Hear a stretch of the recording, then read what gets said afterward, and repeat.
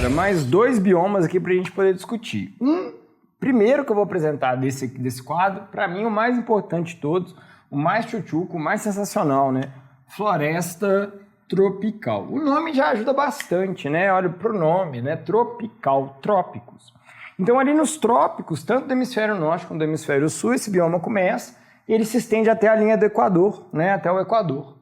E é o ambiente mais relevante, mais tchutchuco de todos, porque aqui é onde eu vou encontrar a maior biodiversidade do planeta. Então, se eu estou pensando em discutir biomas terrestres e eu quero falar sobre biodiversidade, não tem nem que ver. É nesse bioma aqui que o negócio vai bombar. E aí eu já adianto já trazendo algumas características marcantes. Ó. A gente sabe que é o ambiente, né, é o bioma com as maiores temperaturas do nosso planeta. Claro, faz todo sentido, né? Afinal de contas, o Equador tende a ser a região mais quente do globo, tá certo? Um ponto relevante que ajuda a gente um pouco a explicar o porquê de eu encontrar tanta biodiversidade assim no Equador, a gente acredita que tem a ver com os próprios processos de glaciações que ocorreram ao longo da história do nosso planeta. Como a região equatorial, ela não é que ela não sofre com a glaciação, é claro que sim, porque uma vez que a glaciação se forma, ela impacta todo o planeta. Mas como ele não chega a efetivamente sofrer com uma glaciação, né, a gente tende a ter uma menor perda de biodiversidade. A gente estabelece uma lógica de como no Equador a gente não tem essas extinções em massa causadas pela glaciação diretamente. Então, o Equador não congela com as grandes eras do gelo.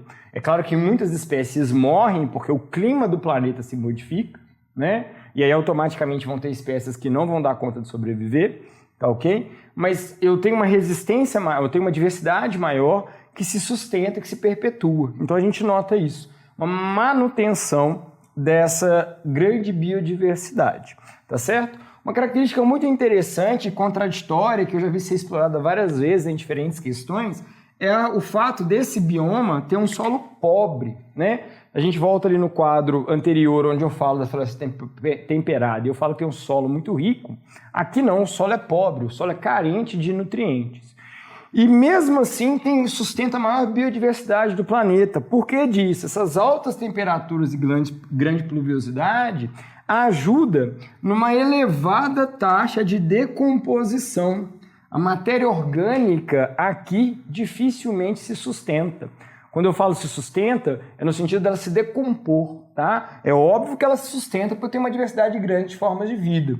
Mas morreu alguma coisa numa floresta tropical, rapidinho, os decompositores conseguem atuar, porque afinal de contas eu tenho muita umidade, muita temperatura muito alta. Então eu decomponho aquela matéria orgânica logo, eu devolvo os nutrientes rapidamente e aqueles organismos que ali estão conseguem aproveitar. A gente chama essa primeira camada, que não chega a ser um solo propriamente dito, que é cheio de matéria orgânica, a gente chama ela de serrapilheira, né?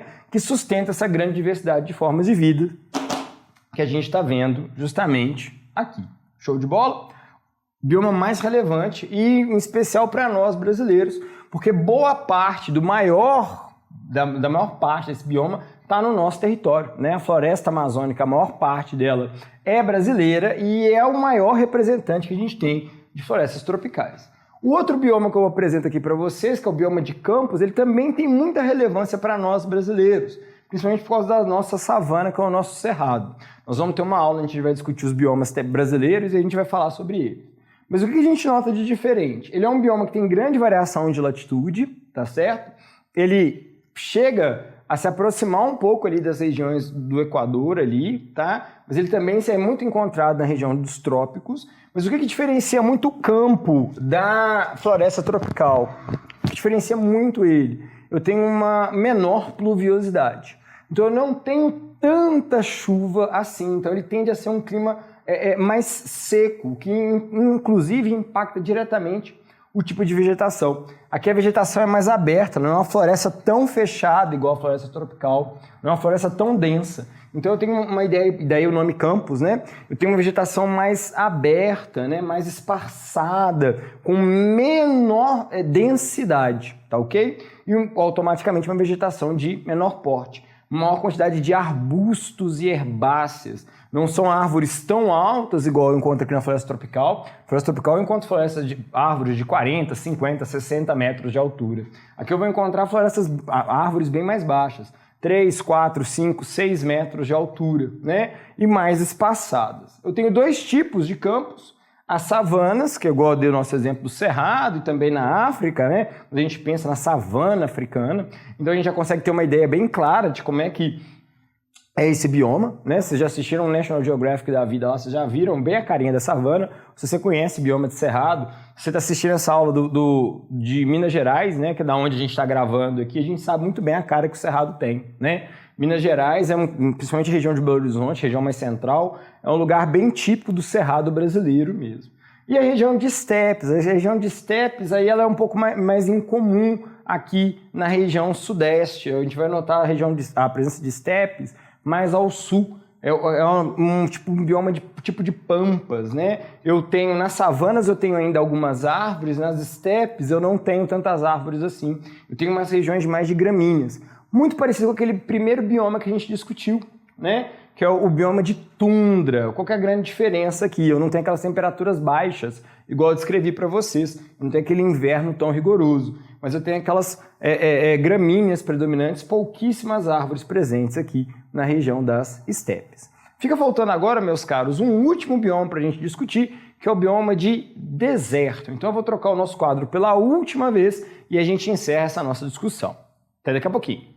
Muito bem, turma, chegamos então no nosso último bioma terrestre que a gente vai discutir, que são os desertos. Uma característica que vale muito a pena a gente prestar atenção é o fato de todos eles serem encontrados por volta dos 30 graus de latitude, né? Por que aqui nessa região eu vou encontrar os desertos?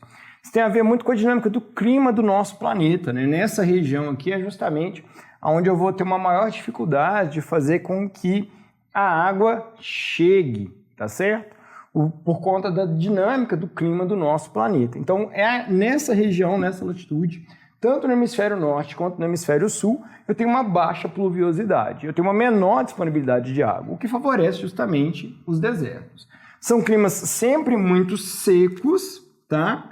E aí esse clima muito seco, obviamente, vai interferir muito na vida naquele local. Então, geralmente é um ambiente onde eu tenho uma baixíssima cobertura vegetal. Essa baixa cobertura vegetal acaba revertendo-se numa característica muito interessante. É um bioma que se caracteriza por uma grande amplitude térmica. Durante o dia costuma ser muito quente, durante a noite costuma ser muito frio. Porque a vegetação, a gente sabe que ela ajuda muito a evitar essas grandes oscilações de temperatura, né? Então, se a gente pensar naquela ideia clássica de deserto, principalmente deserto de areia, né? A areia tem um baixíssimo calor específico, ela esquenta muito durante o dia e resfria muito durante a noite, o que explica esse bioma ser tão diverso assim. Essas plantas que, quando ocorrem, elas têm adaptações que a gente chama de adaptações xeromórficas, que é justamente adaptações ligadas a uma baixa concentração de água. Talvez o exemplo mais marcante disso são os cactos, que vão apresentar aqueles caules do tipo cladódio, que são caules fotossintetizantes, e suas folhas são modificadas em espinhos, para se proteger de predadores e também para diminuir a transpiração. E a fauna que também é super restrita. Aqui eu consigo perceber principalmente répteis, são muito comuns aqui, porque são organismos que realmente conseguem dominar a arte de reter água dentro do nosso organismo. Tem até um caso muito particular, não de um réptil, mas de um mamífero. A gente tem uma espécie de mamífero, de roedor, que a gente chama de rato-canguru. Ele tem esse nominho porque as patas traseiras dele tem os pés muito longos, né? Então ele fica meio que bípede sobre esses pés longos que ele tem. É uma espécie de mamífero que não bebe água. Ele não precisa de beber água, porque o rim dele é absurdamente eficiente em reabsorver a água que tem dentro dele. Então ele consegue passar longos períodos de tempo sem efetivamente entrar em contato com a água, né? Ele vai conseguir se hidratar meramente pelo alimento que ele está ingerindo, né? É sempre pertinente a gente pensar nisso, né? Boa parte da água que a gente precisa para funcionar não precisa ser consumida na forma de líquido propriamente dito. Se eu estou me alimentando, eu consigo acessar também essa água, beleza? Com isso, gente, a gente encerra os biomas do nosso planeta. Nós vimos ao todo os 6 biomas, né? Passamos pela tundra, taiga, a floresta temperada, pela floresta tropical, pelos desertos e pelos campos. Vimos as principais características e a distribuição geográfica desses biomas, além de a gente perceber que existe uma relação muito íntima entre o clima da região e o tipo de vegetação e, por consequência, também os animais que eu vou encontrar naquela região. É isso, espero que vocês estejam bem, que vocês continuem bem e até o nosso próximo encontro. Tudo de bom para vocês, turma. Até mais!